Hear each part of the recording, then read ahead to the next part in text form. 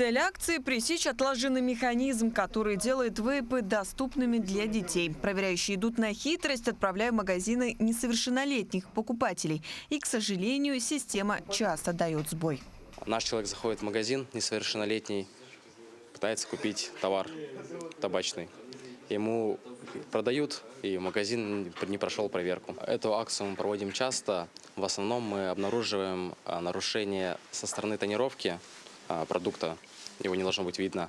Но скрытая продажа – лишь верхушка айсберга. Нарушения вскрываются одно за другим. И главный удар наносится по самой маркетинговой стратегии продавцов, которая, по сути, является приманкой для молодежи через скидки в соцсетях. Сегодня, мы посетили два объекта в одном из торговых центров города Якутска, в котором, в принципе, были зафиксированы основные нарушения. Это демонстрация товара, нарушение 19 статьи, а также продается сопутствующая продукция в виде напитков, что, в принципе, привлекает молодежь для того, чтобы заходить в табачные магазины.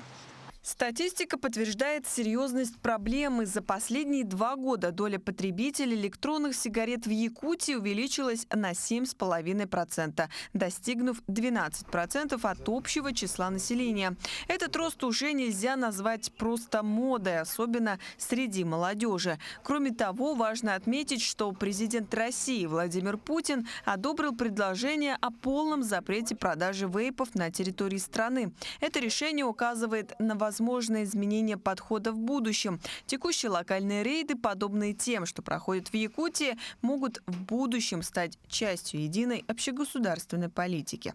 Дарья Крайленкова, Нургун Старостин, Якутск.